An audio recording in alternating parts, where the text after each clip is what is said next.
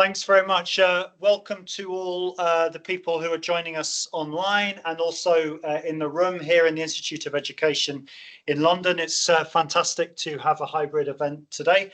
My name's Tristan McCowan. I'm a staff member here at IOE, and it's a huge pleasure to have Michael Donnelly from the University of Bath and Judith Perez Castro from UNAM, the National Autonomous University of Mexico, who are going to be here to present on a project that I've been interested in for some time, and this is the first time that I'm hearing a presentation on it, so I'm really looking forward to it myself. The title for today is Indigenous Peoples' Pathways Through Different Types of Mexican Higher Education. A topic that's very important for social justice, educational justice, but also for those of us coming from or studying different systems of higher education around the world. The Mexican case is a very interesting one in international comparative higher education, and as I'm sure we're going to hear shortly, takes quite a different trajectory for solving some of the educational challenges from other countries in the region, but also globally. So really looking forward to the presentation today. We will have time for discussion afterwards. For those of you who are online, please do use either the chat or the Q&A function that we have on Teams. You can put your questions in at any time during the presentation, then we will feed them in afterwards. You can either say your question out loud at the end, or we can convey that for you. So without further ado, let's start up now, and I'll hand over to Michael for the first part of the presentation today. Thanks, Tristan. Great, thank you. Thanks, Lee. Okay, hi everybody, and hi everyone online. Thanks, Tristan and Lee, for hosting us today. It's great to be here to talk to you about this project. Shall I let this person, is somebody, can I? Oh gosh. Let me. I can do it. I can log in on my phone. Yeah. Okay. Yeah. So, like Tristan said, this is actually one of the first presentations I think we've done in the UK, isn't it? We've done lots of dissemination in Mexico and probably Latin American also. Yes, Latin America as well. And yeah, so this project it was funded by ESRC, and we started it before the pandemic, wasn't it, Judith? So I'm Michael Donnelly. I'm the PI on the project, and it's Judith Perez Castro who's a co-I, and there's also Gunter Dietz, who's based at Veracruz, and we also have Kerry Brown and Hugh Lauder at Bath as well, who are working on the project. And there's a whole bunch of other people, including mainly our postdocs, I guess, especially worth mentioning. Yasmani, who's based at UNAM, isn't he? And Paima and Paula, who are they based at Veracruz? Yes. So yeah, and we actually very soon we'll have a project website where we can display everything, and we'll that'll be a great resource going forward. So today we just wanted to talk about some of the main project findings, introduce the project, talk about some of the main project findings and the work we've been doing. This picture actually is from one of the workshops that we held in Mexico, and a lot of these people are our participants in the research and people we've been engaging with our findings, because a really strong part of the project was about trying to enact real change in institutions and working with Indigenous groups to try and enact these changes and work out what kind of policy changes should be brought about as a result of the findings. So yeah, I mean, just to talk about some of the starting points, I guess, for the project really. And when Judith, Gunter and I were sort of working out this project and writing it at the beginning, there were several sort of things going through our mind and that have been continuing sort of sort of pillars really for the project. So first, starting off, Mexico higher education, which lots of you will already know, is substantially diversified, like many countries around the world. There's sort of broadly 12 types of public institution and many different private institutions.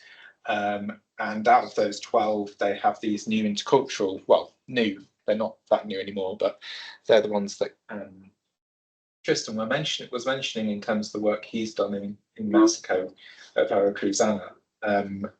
And so we have this diversification, and sort of the burning issue really for us was this kind of tension that exists within this diversified system between the individual and the collective. So we have policies of kind of assimilation, integration going on, but also separation.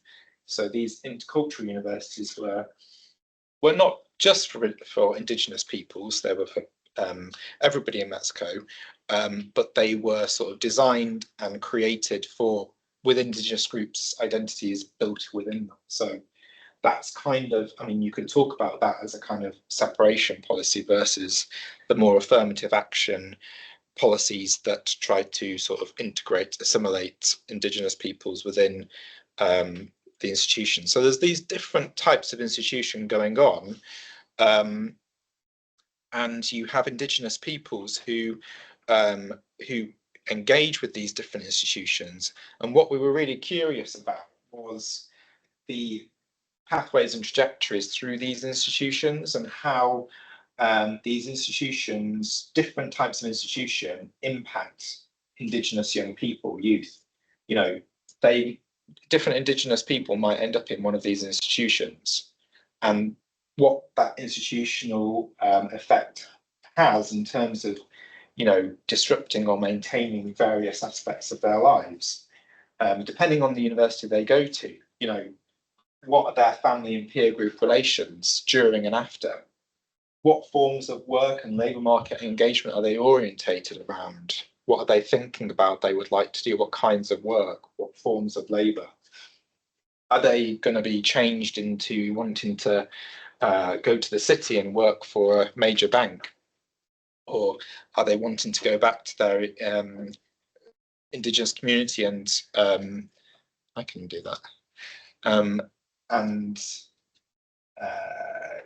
Yeah, what kind of work are they being orientated around, and how is the institutional effect? What's the institution doing here? That's the kind of core of our project, really.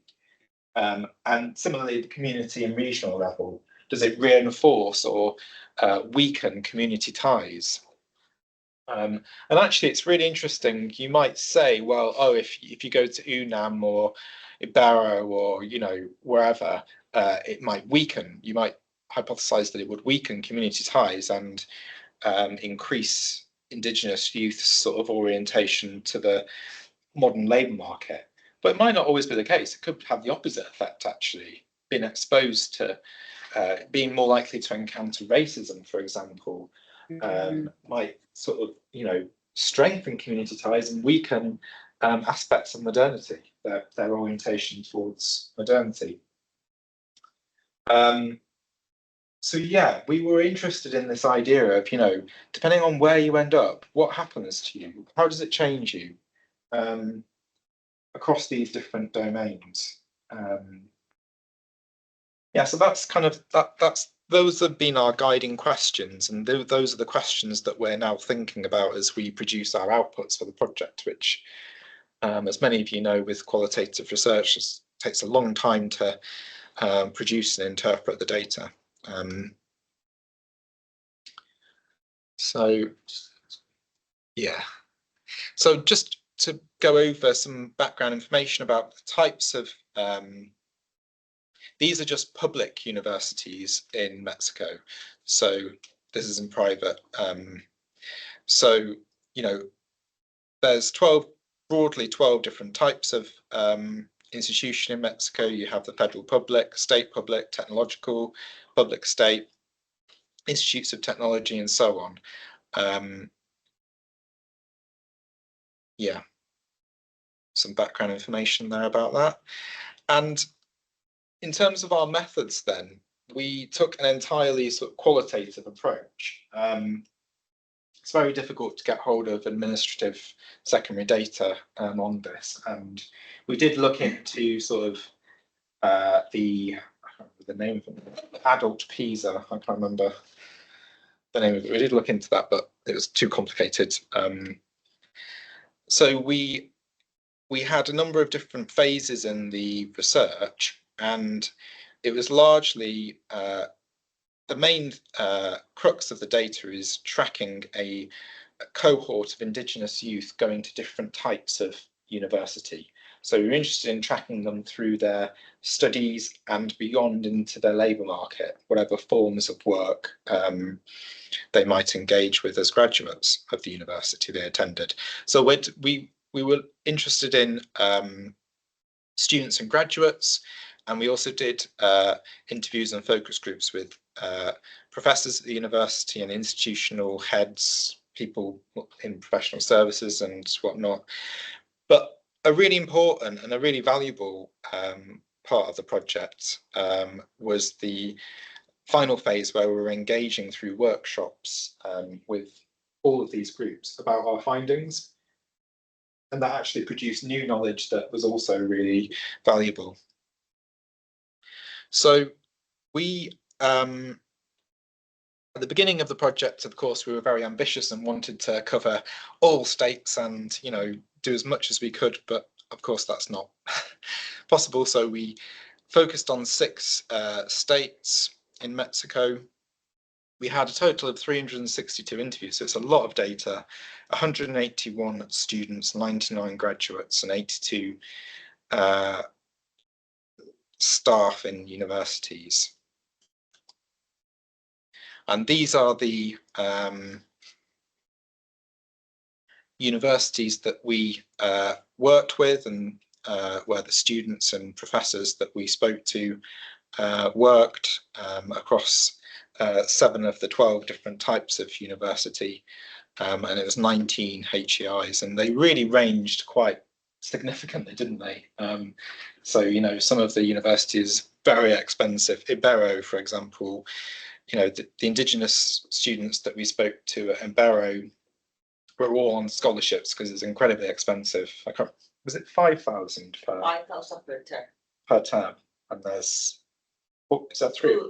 Two, yeah, 5,000, yeah, pounds sterling, yeah. So it's incredibly expensive for Indigenous peoples to attend.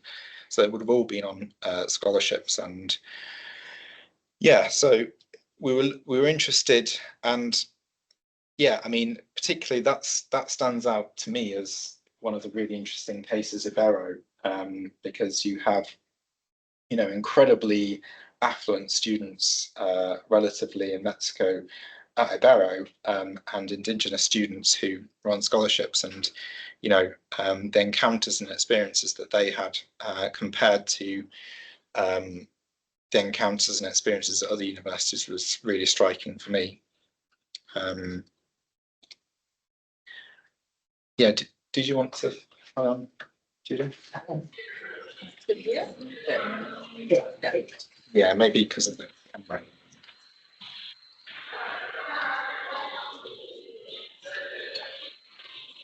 Well, as Michael, well, thank you very much, everyone, for being here. As Michael was saying, this is part of our presentation of the results we have reached up to today in the project. To start with, we should say that in Mexico, there have been 3 major trends in regarding Indigenous education, regarding education for Indigenous people. The first one is assimilation, and it prevailed since the founding of the Ministry of Education in 1921 up to 1970s. During this period, the concept of race was a very important part of the definition of what was considered to be an Indigenous person. The second trend is the segregation one, which predominated since 1948 up to the beginning of 21st century. In this period, during this period, the notion of race almost disappeared, and the concept of indigeneity was based mainly on culture. And the third stage, or the third trend, is the participatory one, and it began around 1970s and prevails up today. The first governmental policy directed for indigenous education in contemporary period in Mexico, they back to 1925, where the first houses for indigenous students were opened. However, during the first half of the 20th century, education for indigenous people was mainly focused on elementary level, and for that purpose, Mexican government created indigenous schools, which provided bilingual education until the end of primary level. But for secondary and tertiary education, Spanish monolingual models predominated either in urban and rural areas. In 1963, after decades of assimilation, the Ministry of Education issued its first national bilingual policy, taking up previous experiences implemented by the Department of Indigenous Education and Culture. Now, sorry.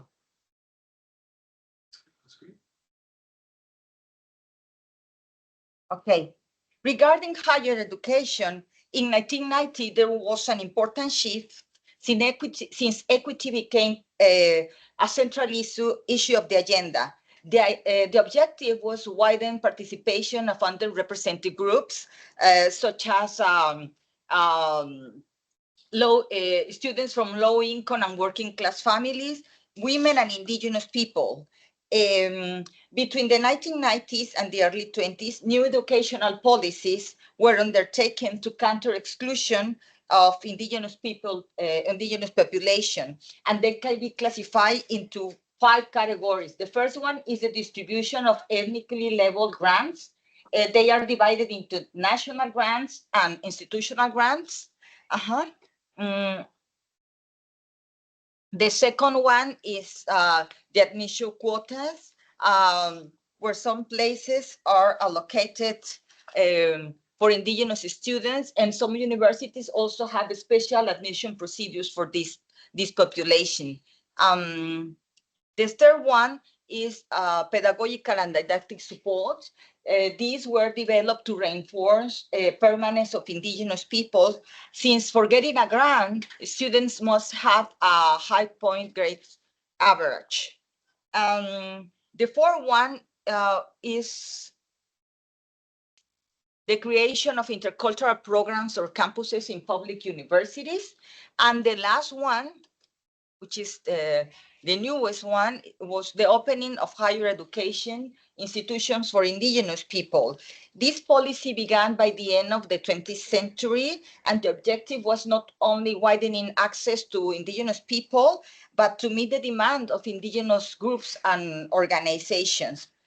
So by the late 1990s, some indigenous teachers training institutions were open in different parts of the country. And finally, in 2003, intercultural universities were created to enlarge higher education offering in disadvantaged regions. And as Michael said, these intercultural universities were not created only for indigenous people, but they mostly accept indigenous students there.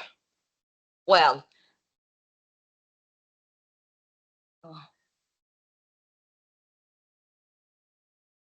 now, how is the situation today? Today, it is estimated that there are 23.2 million people that consider themselves as indigenous in Mexico, of which 7.4 speak an indigenous language. Of this later, 17% have no schooling at all. They are illiterate. 67% have completed basic education, 10% has upper secondary education, and 4.6% have reached higher education so far.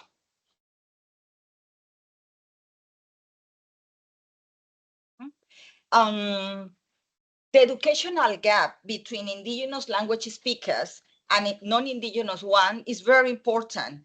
In both groups, elementary education has the largest amount of people. However, in indigenous population, the figure is 14 points higher than in non-indigenous one. Besides, as we move towards higher levels of education, we see that the percentage of non-indigenous students increases, meanwhile the indigenous population decreases. Moreover, in the last 6 years, the total increase of indigenous student enrollment has been around 0.2% in the whole higher education system. In the public sector, which has the biggest coverage, the average rate of indigenous students between 2016 and 2022 was around 1.7%.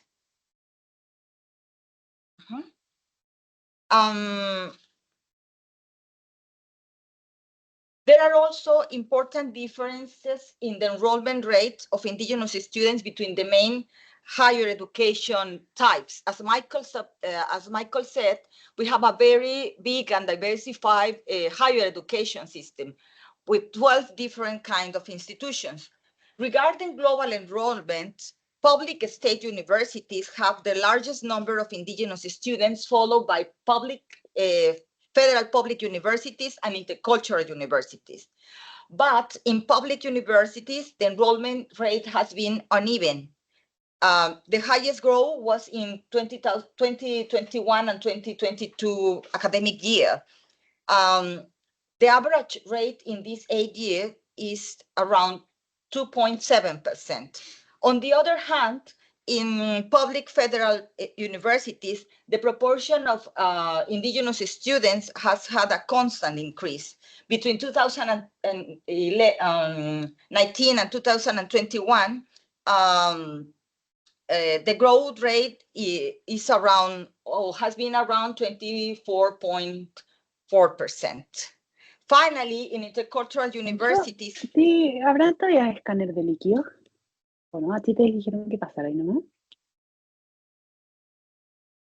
Finally, intercultural universities' indigenous population has been very steady on an average of 5,000 individuals between 2017 and 2019. But there was a small decrease, but they have the population has been very steady during these years. Finally, if we compare the percentage of indigenous students with the total enrollment,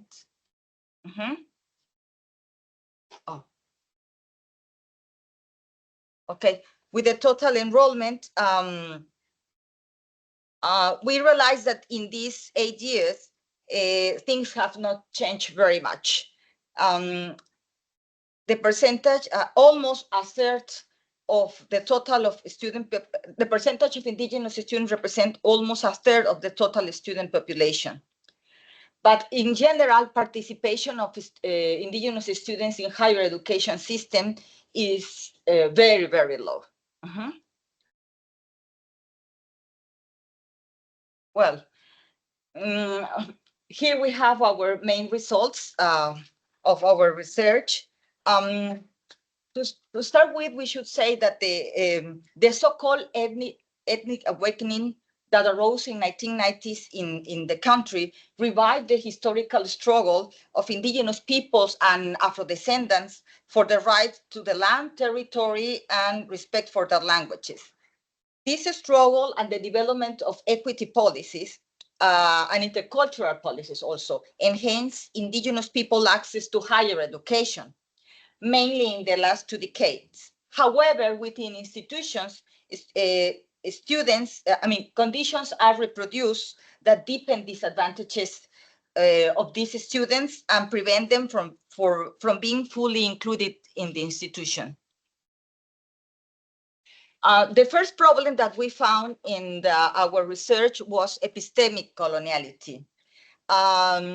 Most of our students pointed out that there is a lack of acknowledgement given to their worldviews, and as well as the contribution that traditional knowledge and practices can make to professional training.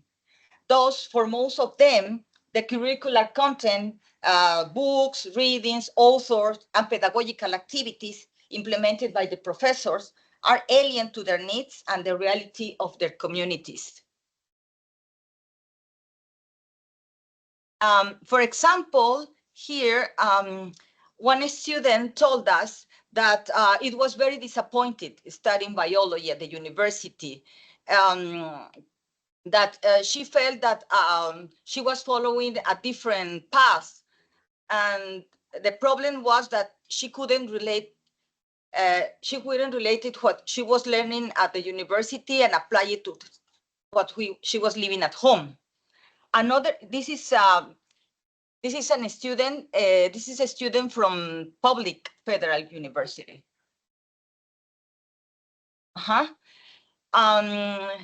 This is another example. This is private university, and here the student told us that she studied Latin American literature. Then and they only have readings and books about European authors, but then she realized that indigenous languages were also languages that were spoken in Latin America, but they are not taken into account. So based on epistemic coloniality, it is decided what can or should be considered knowledge in Mexican higher education.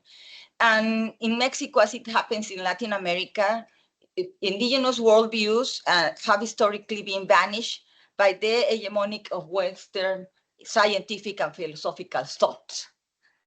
Knowledge and practices of indigenous communities are considered primitive, lacking of accuracy and objectivity.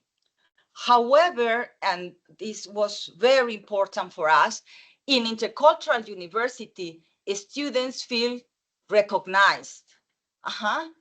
For example, in this extract, the student told us that at the university, he learned that their law system, their normative system, because indigenous groups have their own normative system,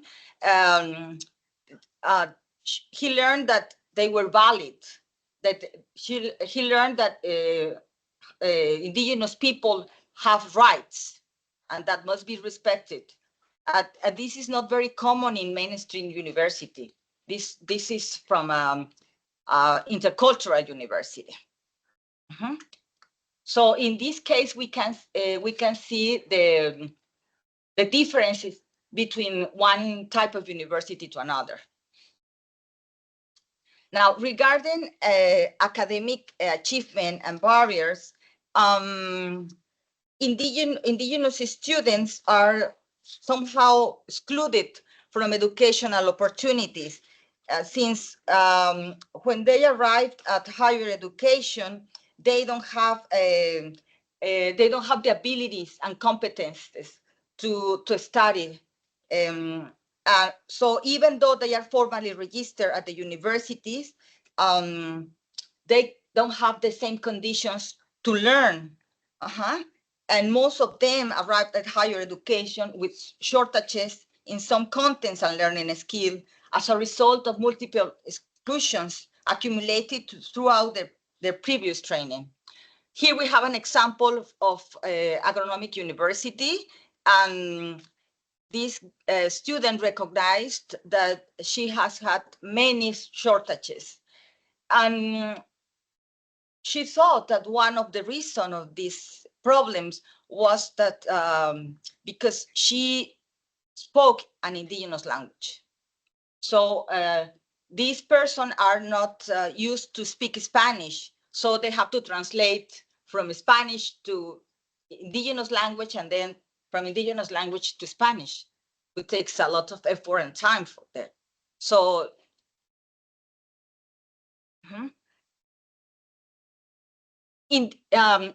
I should say that regardless the kind of institution, This is a problem that is shared by all the students we were interviewing. Yes, all of them have problems and barriers regarding academic activities. For example, for many of them, in these two examples, for many of them, we can see that it is very difficult to understand what they are reading.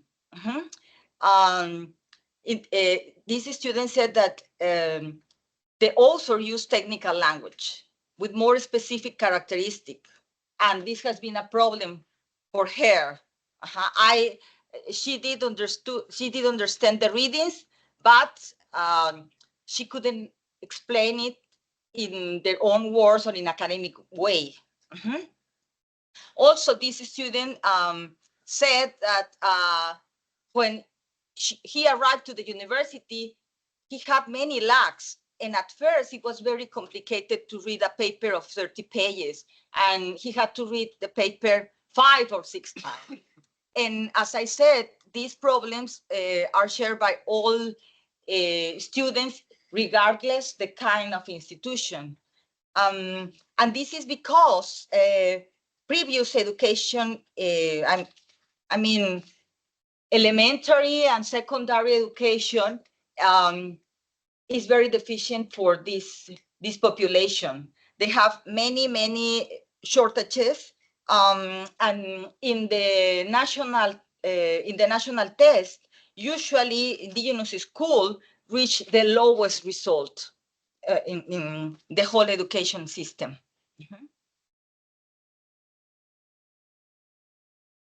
Well, as these are the conditions of educational system for Indigenous students. There is a lack of school and precarious condition, unsteadiness of teaching staff, because usually teachers don't want to work to these communities. The lack of teachers who speak Indigenous languages, and availability of educational materials in Indigenous language. It is supposed that since 1993, the Mexican Constitution holds that we are an intercultural country, and that the government must respect Indigenous groups' rights, including giving a bilingual education. But the reality is that we have so many problems to fulfill this order of the Constitution. So academic difficulties become a sort of additional pressure for Indigenous students, since most of them depend on institutional grants to continue studying, and they must have a high grade point average. Even people who study, even students who study in public education, for them, it's very difficult to live in the city. For example, the National Autonomous University of Mexico is almost free, but it's for free. The students don't have to pay any tuition at all, but they have to live in the city, so they cannot afford to live there. So they compulsorily need a grant if they want to continue study.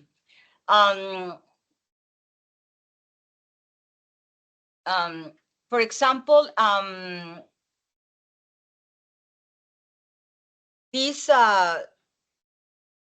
student wanted to go to the UNAM, but in the UNAM, the grants have to be divided into the whole students. So he decided to go to an agronomic university, because there, in this university, they have, all of the students have grants, and they live at the university.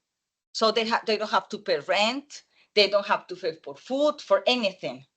So so she said that at the beginning, she didn't like her university, but for her, it was important that she was going to give her a grant. They were going to give her a grant.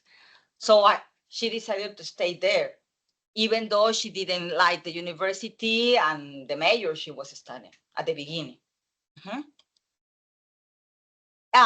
This is an extract from a student from a private university. And as you can see, there are some students that before getting the university, they have never had a cell phone. They don't know how, they didn't know how to use the computer. In this case, the student told us that the cell phone he was using was donated by the university trust. Because before that, he never had a device. He was able to go to the university because he got a grant. The grant is called "If You Want, You Can."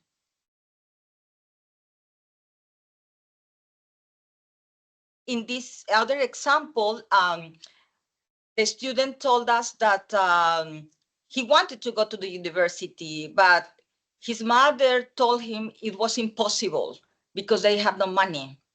So first he got a job and saved money, and then he applied for the grant, and after that he could go to the university. Well, the third problem, or another problem we found out, is about microaggressions and discrimination inside the university.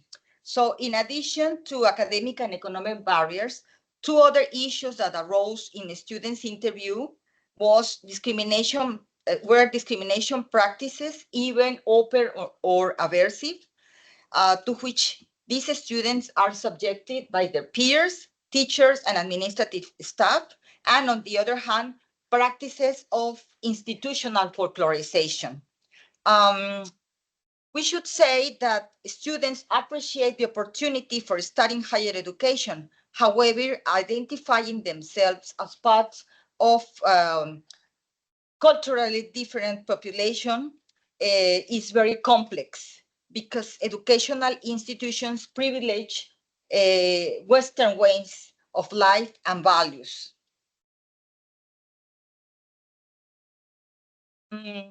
These values and ways of life are refashioned by institutions through different policies, syllable contents and practices, and turn into different forms of discrimination and racism.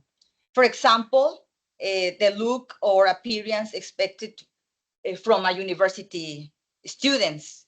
In our research, we found several triggers for discrimination against Indigenous students, such as outfit, place of origin, language, social class, and complexion, mainly. In this example, the student told us that she was proud to be Indigenous, but it also made her, because when you are an Indigenous student, you have to legitimize yourself all the time, to say, because most of the people think that they are not capable, they are not intelligent, and also they think that if they are in the university is because of the ethnic quotas, but they don't deserve it. In this example, this student told us that when she was living in Oaxaca, she was from Oaxaca, she used to wear sandals, huaraches. But when she arrived to the university, her classmate usually asked her, "Why are you wearing huaraches?" So for me, it had never been a problem. However, it seemed that what made me proud in my town was disapproved at the university. Yes. And these are not private universities. These are public universities.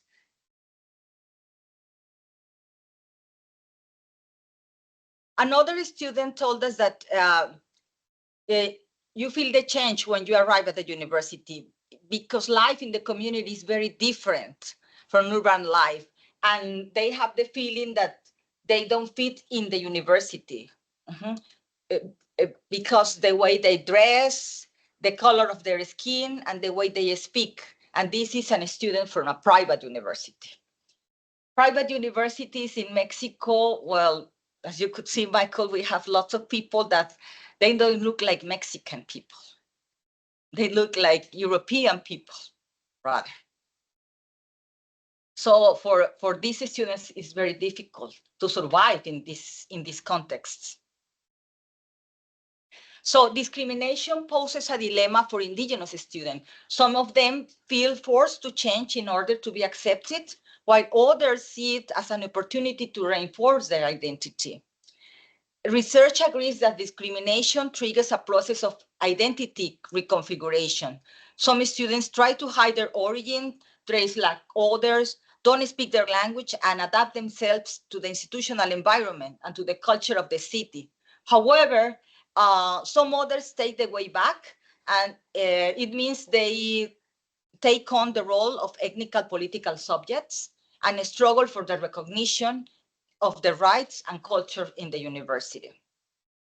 This process, we should say, depends mainly on the kind of institutions.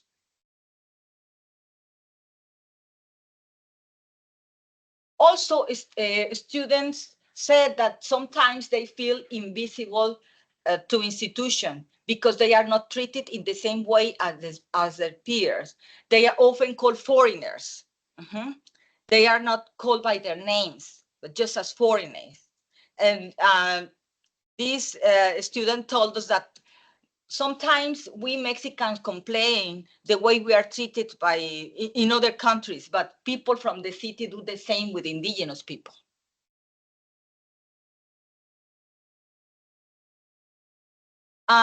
This is very interesting because this extract comes from a student from Indigenous University. Well, in this university, which is Indigenous Intercultural University, the dominant group is the Ayuk. Okay. The dominant Indigenous group is the Ayuk. So all the university is organized around Ayuk culture. So, and this student was not Ayuk, it was Zapoteca. It's another group, another Indigenous group. So she said that sometimes she felt displaced, but not discriminated, but displaced because academic activities at the university focused mainly on the Ayuk culture, but she was not part of it. So anyway, even it is an intercultural university, there is a different treatment between the groups, Indigenous groups. And I think we can leave it here. I don't know if there is any question. There are more data, but we want to interact with you also. Thank you.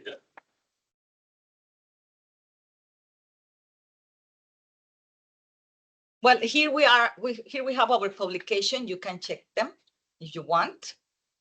Some of the publication we have had so far. Fantastic. So then we'll stop sharing something.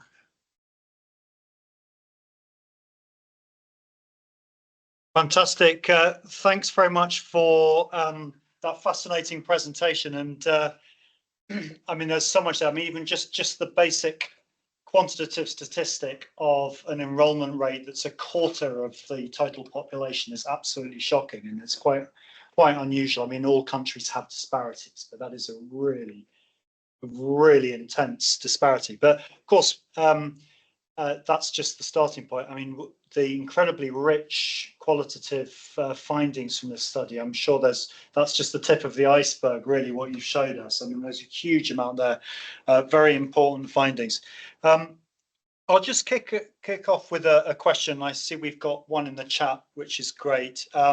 Please do post any questions for our online participants, and also we have people in the room. So so on your historical phases, I wasn't quite sure I understood that. So you've got assimilation, then segregation, then participation, and I didn't quite understand how that fit with the assimilation one was paired with race, as race is an important category, but then the segregation one, it seemed that race became a bit more fluid. So I wasn't quite I understand the third phase, but I wasn't quite sure how that worked in those first two phases. So I wonder if you could tell us a little bit more about those overlapping periods and how these categories.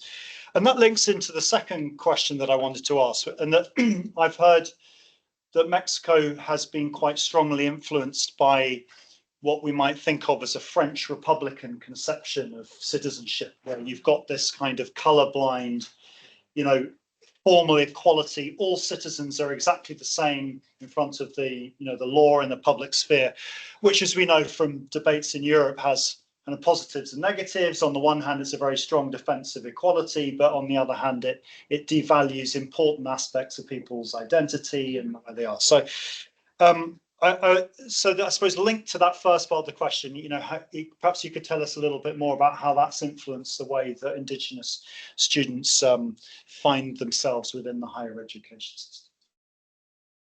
We'll kick you off with that, and then we can bring some other people in for the questions.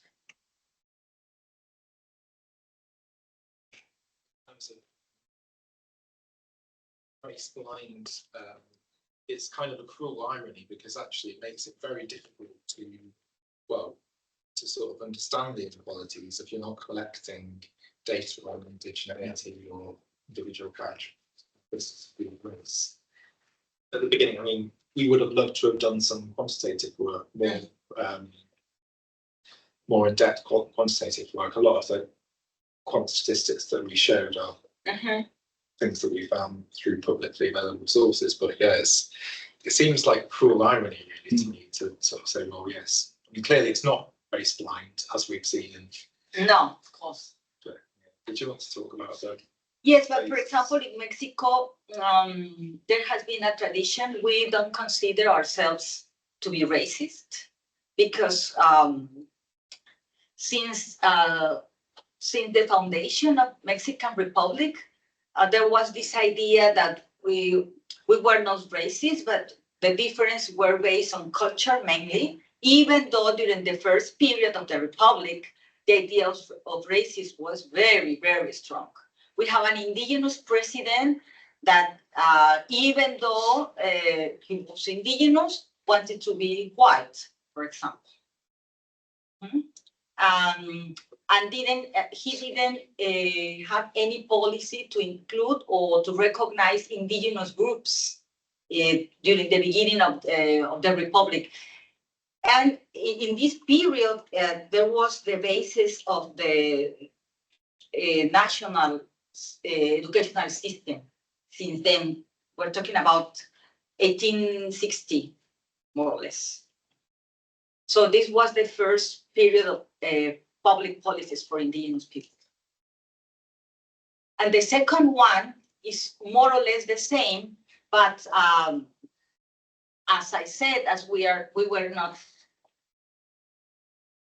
consider ourselves racist, but in the end, it was kind of a racist policy at the beginning, with the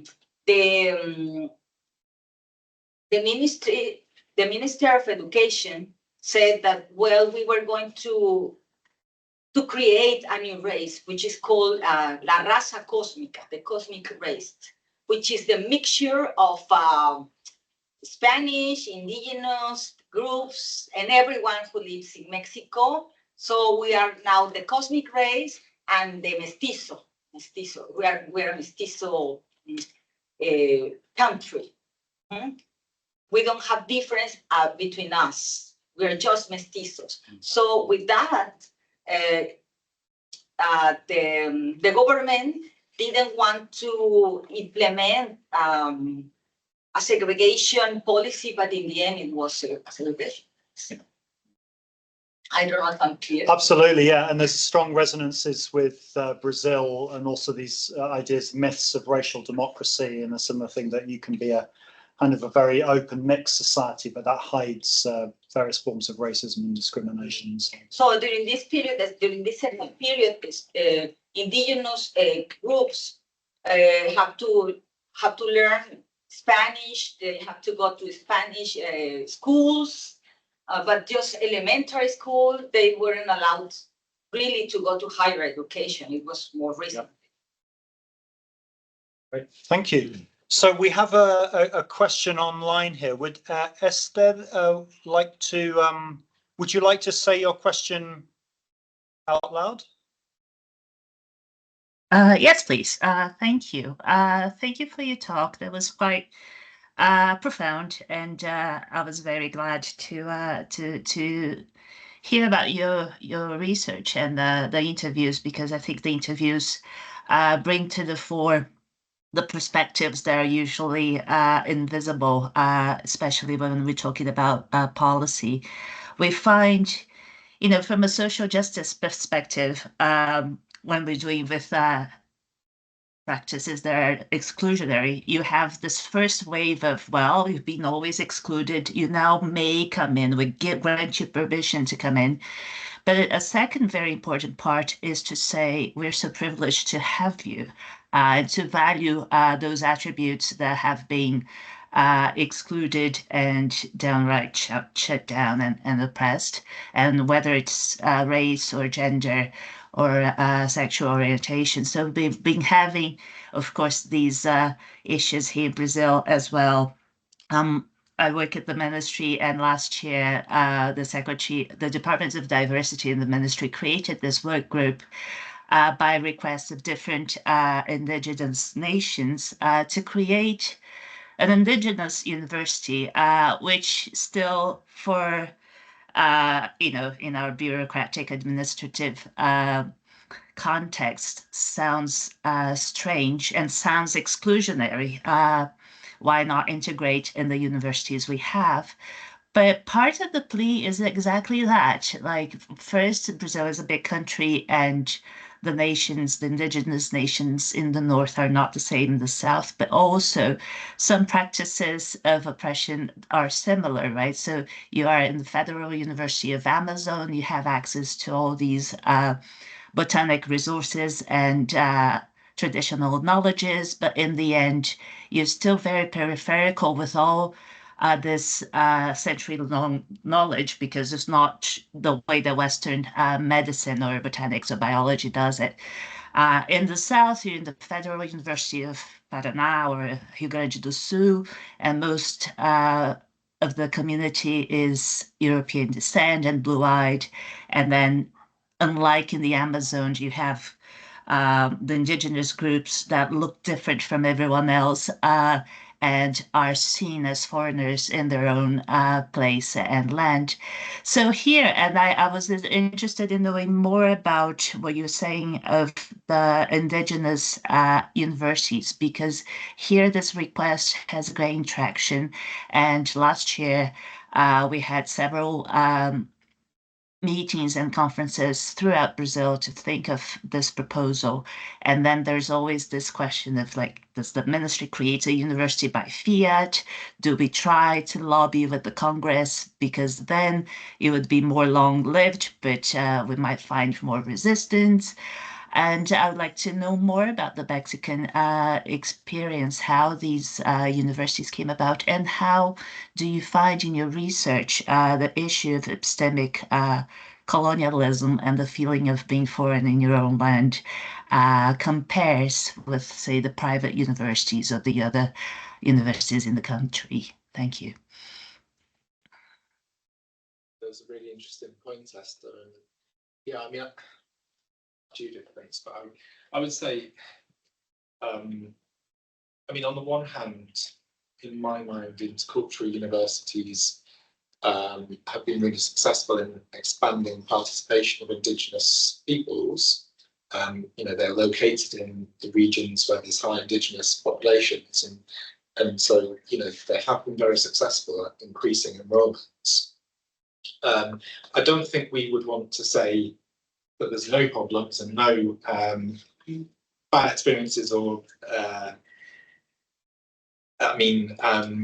it's interesting what you said about, I think this is a really important point that you make about colonialism within the intercultural universities, because, I mean, essentially, a university is a facet of modernity, isn't it? It's, university is part of the, the concept of awarding a degree and credits. That's all part of modernity, isn't it? And we were interested in, I guess, universities that are part of modernity, but obviously there's also lots of informal, well, they're called informal. I suppose I'm talking kind of the colonizers kind of language, but yeah, there's other learning spaces that have been actually designed by the communities themselves, and perhaps they are the real kind of indigenous universities or indigenous spaces of learning. Yeah, I mean, I think when you were talking just then, I was thinking of some of the we've not talked. I don't think we talked about that in our presentation, but the folklorization of Indigenous identity that some of the participants in, not all of them, but some of the participants in the intercultural universities talked about the way in which their identities had almost been stereotyped. Yes, by the end of the presentation, we have that. Yeah, absolutely. Folklorization, yes. Yeah, so